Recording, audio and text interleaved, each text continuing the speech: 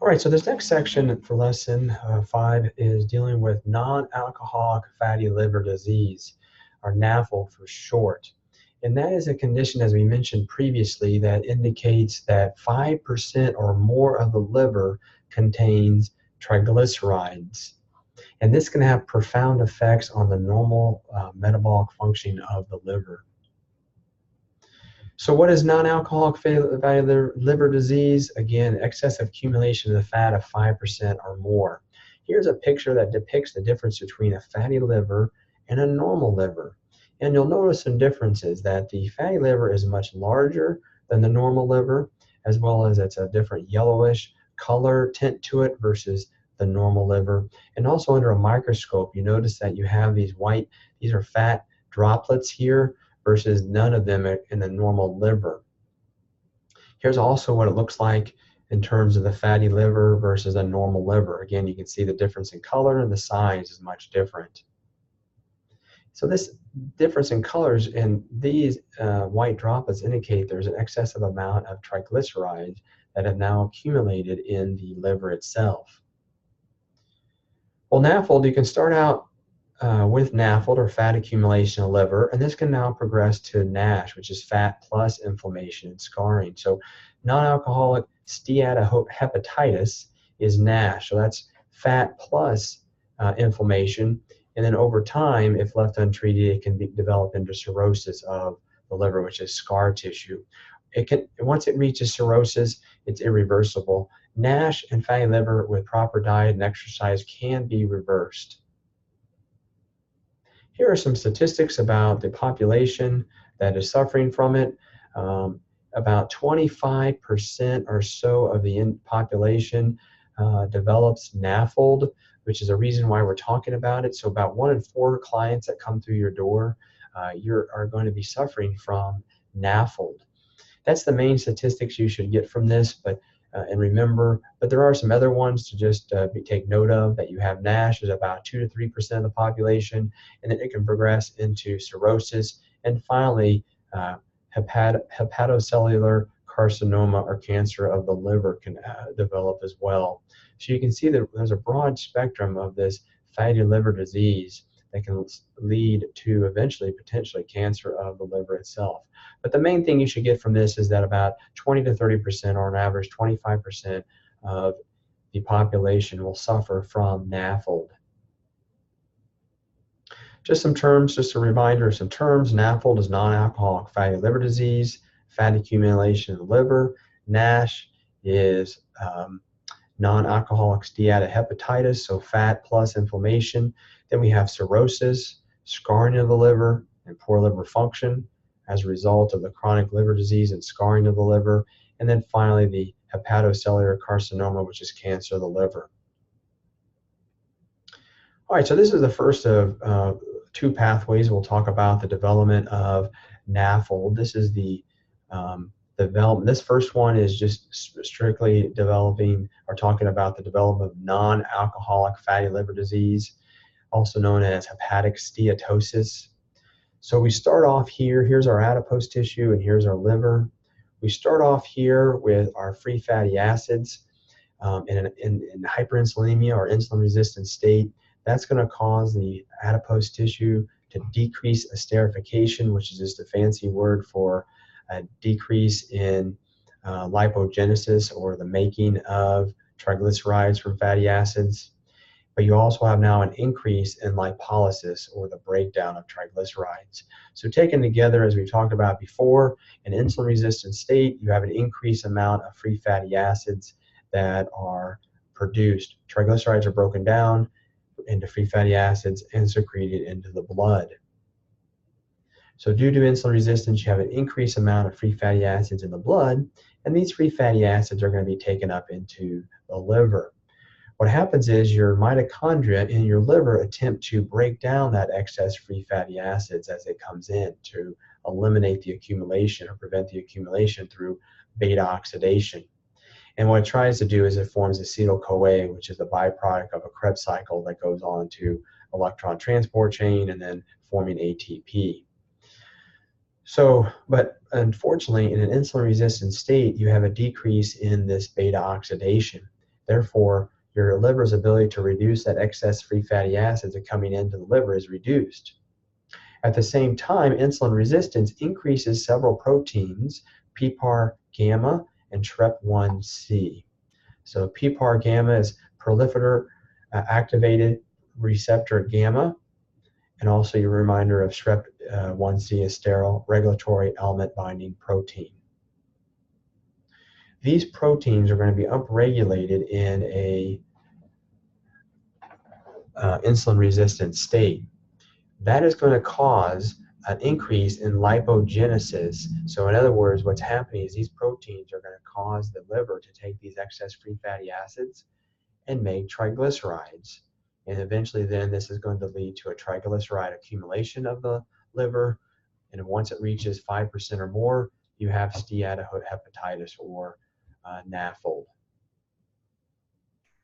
Or excuse me, hepatic steatosis, sorry, so hepatic steatosis or NAFLD in the liver.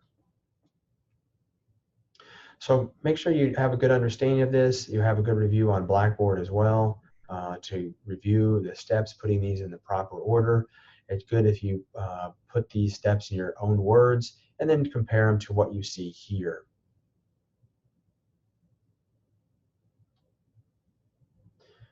All right, so before you move on, make sure you have a good understanding of this pathway, because now we're going to move on and we're going to take what happens with NAFLD if left untreated as it moves on to NASH and cirrhosis. So here we have the development of insulin resistance of the adipose tissue leading to steatosis or NAFLD that can then lead to steatohepatitis or NASH and eventually fibrosis or scarring of the tissue. So step number 1 right here is essentially step number 7 here. So step number 7 here is step number 1 here, where you have an insulin resistance leads to an increase in free fatty acids in the circulation, and that excess free fatty acids are going to be taken up into the liver and through lipogenesis, accumulation of triglycerides in the liver. Well, this is going to have profound effects on the liver. First, it's going to cause hepatic insulin resistance, as we talked about earlier in this lesson 5, where that can lead to an increase plasma glucose due to an increased hepatic glucose output. At the same time, increased NAFLD is going to lead to an increase in VLDL triglyceride or secretion of VLDLs triglyceride into the circulation, as we talked about with dyslipidemia. So those are the negative effects initially with NAFLD: increased hepatic insulin resistance and an increase in VLDL triglycerides into the blood. If left untreated and over time, the mitochondria will continue to attempt to break down those excess triglycerides coming into the liver through beta oxidation. However, if left untreated, the mitochondria may become stop functioning properly and inflammation may ensue. What happens is you have a decrease in respiratory chain, which basically means a decrease in beta oxidation. At the same time, you have an increase in lipid peroxidation, which basically means an increase in cytokines produced by the liver, the triglycerides of the liver, which can cause problems throughout the body. You have an increase in reactive oxygen species, or free radicals, increase in inflammatory proteins, NF-kappa B, junk, and SOX, all can lead to inflammation of the liver, and then that can lead to inflammation throughout the rest of the body, and eventually apoptosis of some of the liver tissues. So this is NASH, so inflammation.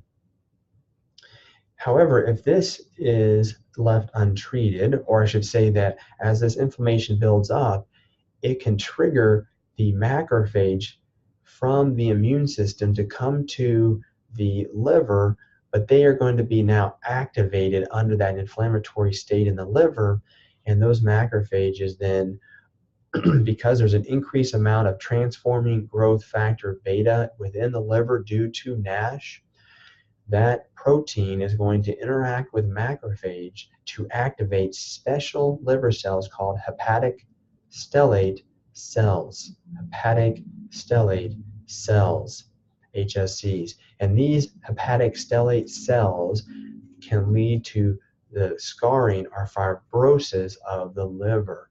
So initially, because of inflammation, our immune system tries to help bring down or attack that inflammation and clear it out.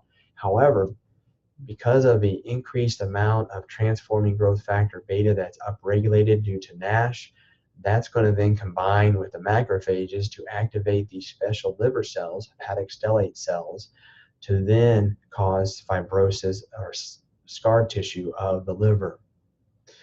It again is reversible. NASH and NAFLD are reversible with diet and exercise. However, if it gets to fibrosis or scar tissue of the liver, unfortunately that would not be reversible.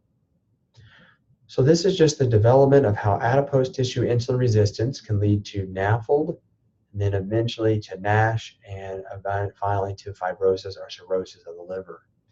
Take a few minutes, write these steps in your own words, making sure that you have a good understanding. You can practice these also on Blackboard as well, putting them in the correct order. These following slides you can compare your writing in your own words to what's here on the notes, making sure that you have a good understanding of each of the steps.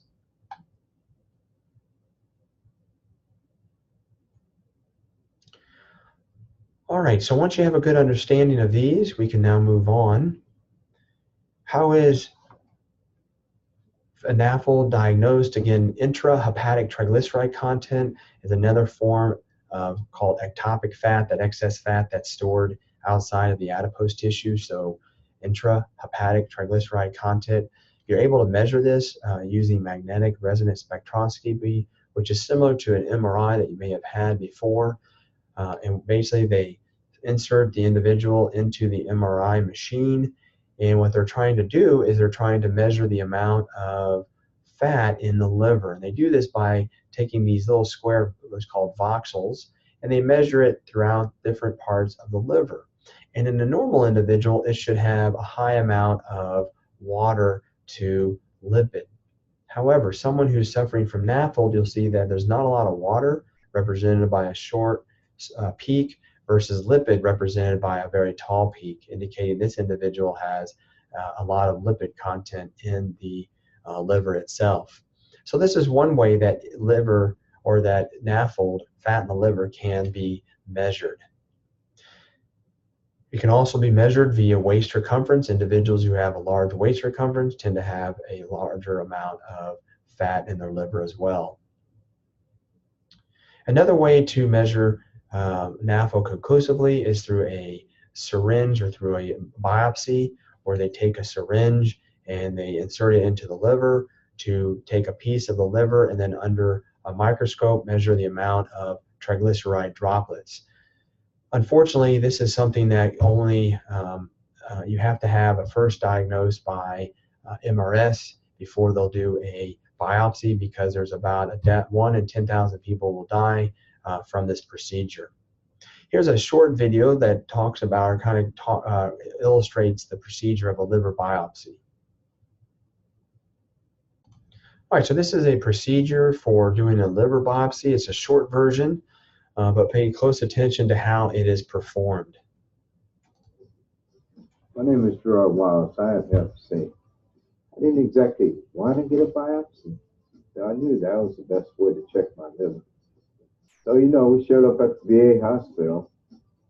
That's Dr. Monto from the San Francisco VA. And right now, he's numbing over. So what he's doing here is he's numbing the area. This is a very sterile, this is a sterile kit. He has sterile gloves on, and he's numbing the skin with lidocaine before he then inserts the biopsy needle.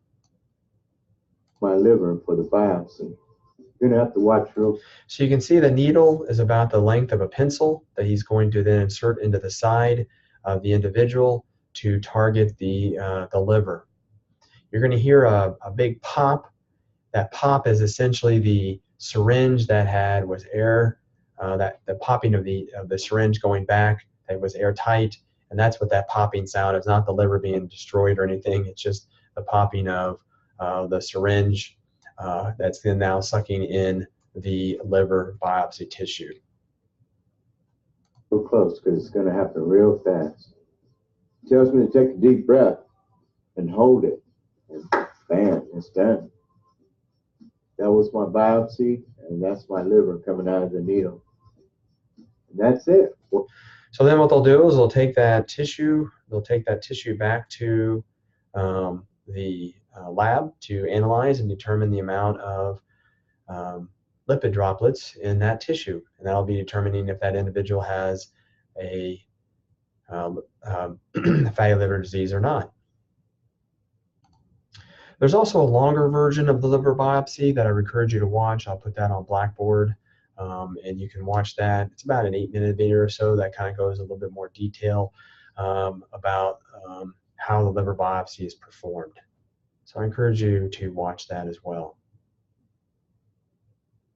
Again, who's most at risk? Individuals, men who have a large waist circumference of 40 inches or larger, and women greater than 35 inches. So again, you can use waist circumference as a measure of potentially fatty liver disease. Treatment can be gradual weight loss, reducing calorie intake and increasing physical activity, bariatric surgery or gastric bypass surgery to help with weight loss. There are certain medications that people will take that usually try to help with the symptoms of NAFLD, such as the insulin resistance, diabetes, dyslipidemia, or antioxidants. So again, these are the ways that you treat NAFLD and NASH through diet and exercise, and in some cases medication. So this is the conclusion of NAFLD. Make sure you have a good understanding of the two pathways. You can practice them, writing them in your own words, comparing them to the notes, and also practicing ordering them on Blackboard as well.